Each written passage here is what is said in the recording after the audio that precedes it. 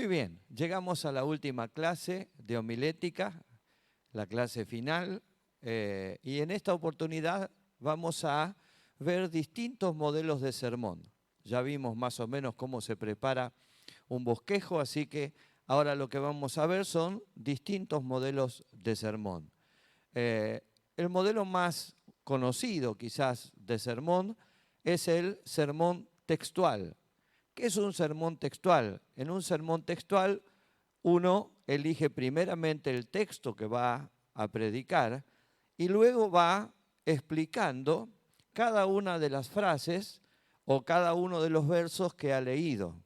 Puede ir explicando la frase y haciendo la aplicación en el momento que hace la lectura de la frase, o puede ir explicando todo el versículo y una vez finalizada la explicación del versículo se hace la aplicación de lo que es de lo que se ha leído, ¿no es cierto? De las dos maneras está bien, de las dos maneras es correcto. No tenemos que olvidarnos de hacer la aplicación, porque si no hacemos la aplicación queda como una historia o queda como un relato simplemente, pero queda disociado de la realidad. Entonces, en este caso, vamos a tener el texto como una pieza fundamental, la cantidad de versículos que hayamos escogido para poder explicar, y después vamos a ir desarrollando nuestro bosquejo de la misma manera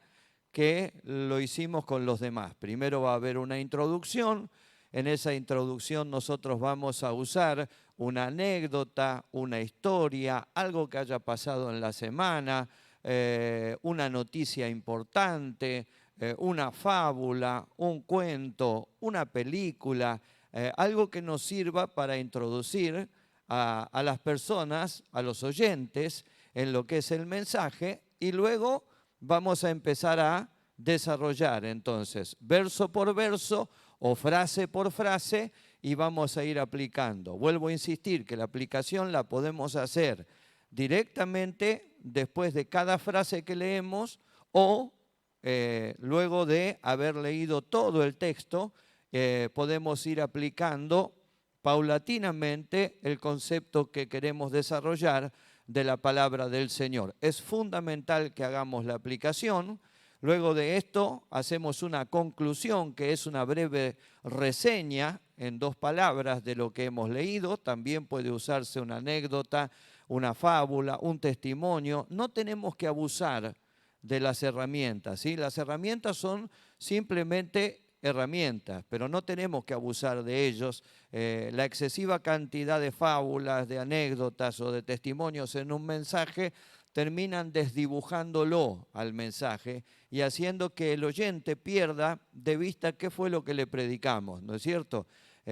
Tengamos en cuenta que lo más importante es lo que nos dice la palabra del Señor. Lo que nosotros queremos transmitir es la palabra del Señor. ¿Está? Entonces, sermón textual, tomamos el texto y vamos quitando frase por frase, explicándola y aplicándola a la actualidad, a la necesidad del oyente, a la necesidad de la iglesia, o leemos todo el texto completo y entonces vamos haciendo la aplicación directamente de todo el texto a la audiencia, al oyente, a la iglesia que estamos predicándole, ¿sí? Luego se cierra con una invitación que puede hacerse o no, depende si en la iglesia en la que estamos se acostumbra, si no simplemente puede ser una invitación para que el oyente en su lugar haga una oración o desde su lugar reflexione unos minutos acerca de la palabra del Señor y se da por concluido lo que es el mensaje. Ese sería un sermón de características textuales, ese sería el modelo textual. El segundo modelo que nosotros tenemos que considerar, y es bueno que nosotros como predicadores vayamos alternando los modelos de predicación para no acostumbrar al oyente a siempre participar del mismo modelo de mensaje, es el modelo de sermón temático. En el sermón temático el bosquejo es el mismo, pero en este caso lo más importante es el tema que yo voy a desarrollar. Y para desarrollar un sermón temático necesito responder algunas preguntas como base. Mi consejo es que no hagamos más de 3 preguntas. ¿Por qué? Porque si hacemos más de 3 preguntas se va a hacer muy largo el desarrollo del tema y cuando el sermón es muy largo la gente va a impacientarse y va a perder un poco lo que es el interés por el sermón que estamos dando. Entonces, tenemos que elegir 3 preguntas que vamos a hacer y desarrollar esas 3 preguntas de manera clara y de manera contundente. Podemos preguntar qué, por qué, para qué, cómo, dónde, cuándo, quién, quiénes, y entonces ir desarrollando el tema, pero siempre teniendo en cuenta de no hacer más de 3 preguntas. Es muy importante que si a la primera pregunta usted le asigna 2 respuestas, a la segunda pregunta también le asigne 2 respuestas. Y a la tercera pregunta también le asigne 2 respuestas. Tenga en cuenta que todo lo que es estructurado en cuanto a nuestro desarrollo del mensaje es mucho más fácil de captar, es mucho más fácil de comprender de parte del oyente y es mucho más fácil de recordar. Si yo tengo que recordar un sermón en el que el predicador hizo 3 preguntas, pero a la primera pregunta le dio 4 respuestas, a la segunda pregunta le dio 2 respuestas y a la tercera pregunta le dio 1 respuesta, es muy difícil que en mi cabeza, que en mi mente pueda quedar, al no ser simétrico, es muy difícil que pueda quedar la información para que yo pueda elaborar el bosquejo o pueda recordar totalmente el sermón. En cambio, si a cada pregunta se le asignó la misma cantidad de respuestas, es mucho más fácil para el oyente poder filtrarlo al mensaje, poder recordarlo, poder retenerlo e incluso poder hacer el bosquejo del mensaje que acaba de oír, que acaba de predicar. Siempre con el mismo desarrollo. Importantísimo la introducción, importantísimo el texto, fijar el tema, importantísimo cómo lo vamos a aplicar ese tema, la conclusión para no estar dando vueltas y vueltas y vueltas y no terminar nunca el mensaje, y finalmente la invitación, dependiendo de la iglesia local en la que estamos, si en la iglesia local se usa o no se usa la invitación. Tenga en cuenta cuando usted elige un tema, que si ese tema es doctrinal, usted no puede hablar de toda la doctrina en un mismo sermón, porque se hace imposible la explicación y se hace imposible la comprensión de ese mensaje.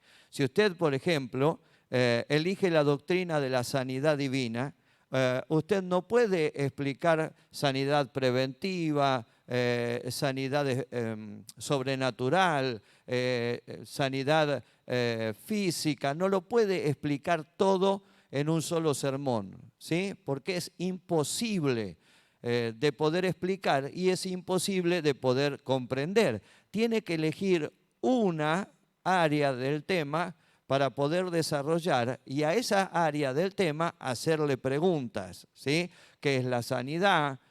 Por ejemplo, y asignarle algunas respuestas. ¿Para qué o por qué tengo que ser sano? Y asignarle la cantidad de respuestas. Siempre recuerde de manera simétrica. ¿Cómo puedo ser sano? Podría ser la otra pregunta. Y entonces cerrar allí, ¿sí?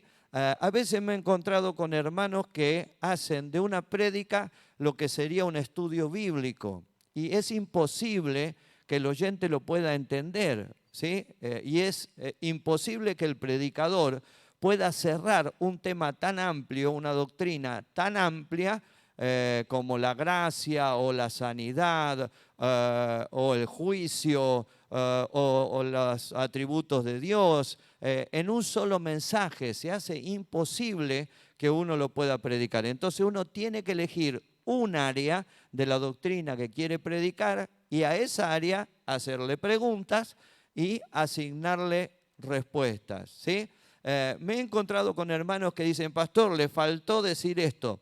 Y siempre le digo lo mismo, no me faltó, no escogí hablar de ese tema, porque no puedo hablar de todo el tema en su dimensión en un solo mensaje. Tengo que entender eso como predicador y tengo que entender eso como oyente, si no, resulta que el mensaje se hace interminable. Tengan en cuenta que, según los estudiosos, lo máximo que una persona puede estar concentrada son 45 minutos. Después la mente ya empieza a divagar. Y si la mente empieza a divagar, ya el mensaje no tiene efecto, porque la gente se empieza a incomodar, a impacientar, y entonces ya el mensaje no tiene efecto. Lo que pudo ser muy hermoso en el principio termina empañado por la extensión, por la duración del mensaje. Entonces, pocas preguntas, la misma cantidad de respuestas y elegir una área, ¿sí? Una área de lo que yo quiero explicar, ¿sí? Y entonces desarrollarlo con toda libertad. Si alguien le dice que le faltó algo a su tema, explíquele lo que le estoy explicando ahora, que uno escoge hablar de ciertos temas y de ciertas áreas dentro de esos temas porque no da el tiempo, sino uno lo que tendría que hacer es una serie de mensajes, ¿sí? Y entonces en esa serie de mensajes sí puede hablar de toda la doctrina y de todas las áreas que involucran a esa doctrina, pero es imposible y no es conveniente tratar de hacerlo en un solo mensaje, porque la gente se va a impacientar y el mensaje lamentablemente se va a perder.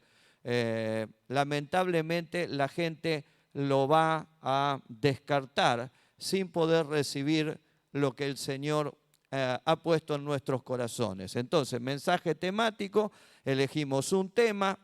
Si elegimos una doctrina, elegimos una área de esa doctrina, ¿sí? Un área de influencia de esa doctrina, no toda la doctrina, ¿sí? Y le hacemos preguntas, no más de 3 preguntas.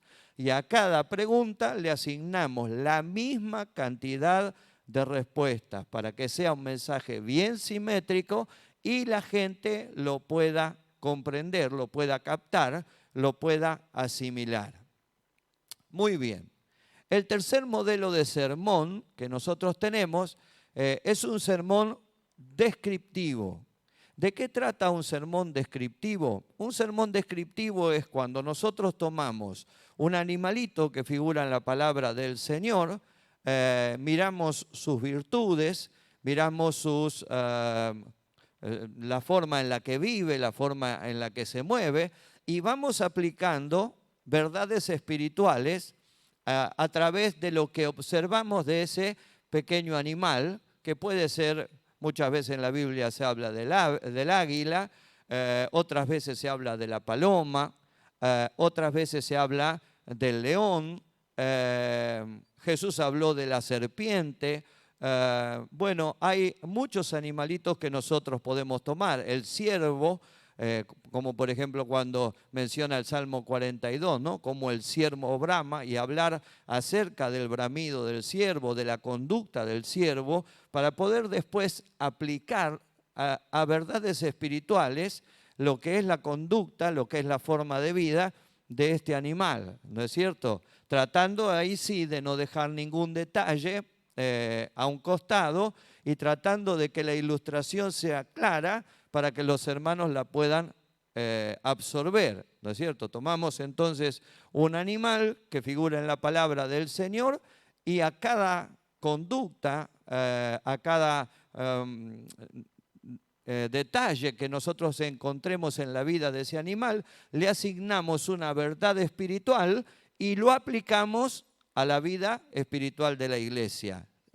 Siempre respetando el mismo patrón, el mismo bosquejo, con la introducción, con el desarrollo y finalmente con la conclusión y posterior invitación, ¿no es cierto? También el sermón descriptivo puede hacerse acerca de un paisaje. Por ejemplo, el Salmo 133 nos habla del rocío que cae sobre el monte Hermón. Entonces uno puede tomar un paisaje natural y aplicar las bellezas de ese paisaje natural a lo que son verdades bíblicas, a lo que son verdades en la vida de un creyente, en el desarrollo de la vida de un creyente, ¿no es cierto?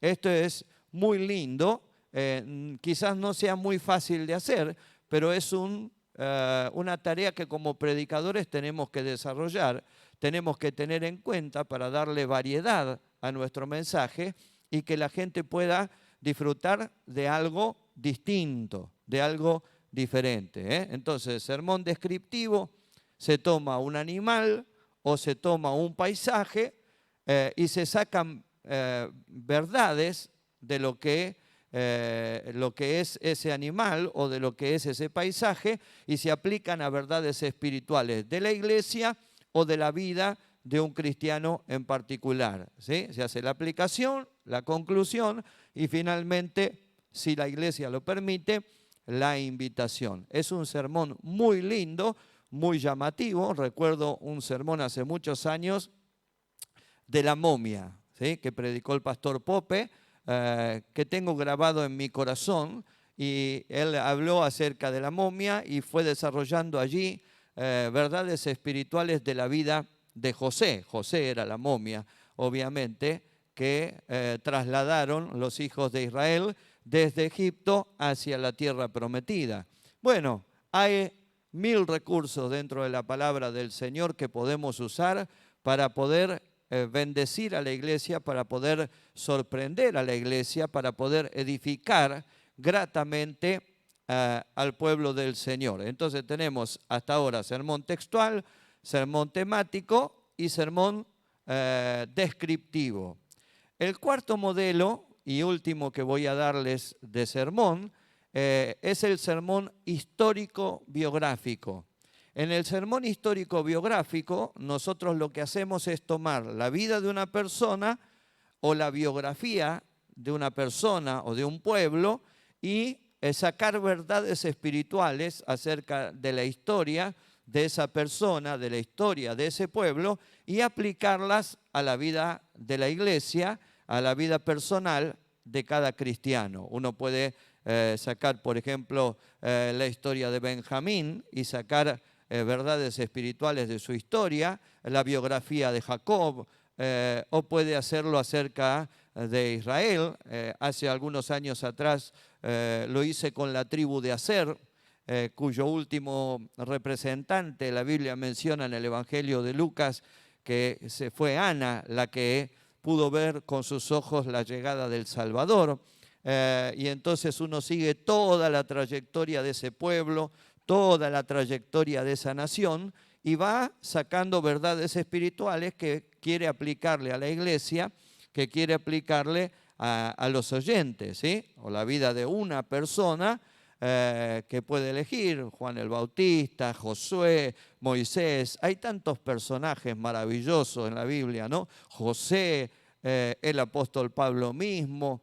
Y de repente analizando y mirando la biografía de su vida, uno va sacando detalles y esos detalles los va aplicando a verdades espirituales. Estos son mensajes muy lindos, muy enriquecedores porque dejan también una enseñanza al pueblo del Señor para que el pueblo del Señor pueda conocer en mayor profundidad a ese pueblo, a esa nación o a ese personaje que nosotros estamos interesados en transmitir o comunicar. Entonces este sería un mensaje, un sermón, un modelo de sermón histórico biográfico, ¿sí? Toda la historia o toda la biografía de una persona, de un pueblo o de una nación puesta al servicio de un mensaje enriquecedor para la iglesia. Siempre respetamos el mismo modelo, la introducción, que puede ser antes o después de la lectura del texto. Recuerde que si es antes de la lectura del texto, tiene que conectarla con el texto para que no quede como un hecho aislado, como algo que no pertenece al mensaje. La lectura del texto, que es fundamental, hay muchos predicadores que no lo leen pero no está bien. Es fundamental que nosotros tomemos el texto como herramienta de autoridad en la palabra del Señor y luego comenzamos lo que es el desarrollo del tema, algo que tenemos bien fijado. Ya hemos visto las diferentes variantes que tenemos para el desarrollo del tema. Luego hacemos la aplicación para que eso no quede en una fábula, en un cuento, en una historia o en un simple relato. Hacemos la aplicación a la vida de hoy, de la iglesia, del oyente, y finalmente concluimos, cerramos. Recuerde que cuando el predicador dice, con esto termino, con eso debe terminar. No debe extenderse mucho tiempo más porque la gente mentalmente ya cerró el mensaje en su corazón. Entonces, cuando usted dice, con esto termino, debe terminar. El mensaje debe terminar. No más de 3 minutos y el mensaje debe concluir. Finalmente uno hace la invitación al mensaje para que el pueblo responda, siempre y cuando la iglesia tenga la costumbre, respetando siempre la costumbre de la iglesia, para siempre ser de bendición y no de tropiezo. Bueno, esto en lo que respecta a los modelos de sermón, ¿sí? Sermón textual, sermón temático, sermón descriptivo y sermón histórico-biográfico. 4 variantes, 4 herramientas preciosas que tenemos como predicadores para comunicar el mensaje de salvación. Bueno, ahora a trabajar, ¿sí? A ponerse en marcha y a tratar cada día de presentar un nuevo mensaje, un nuevo sermón, una nueva variante para que la iglesia sea edificada y nosotros podamos crecer como siervos de Dios. Que Dios les bendiga.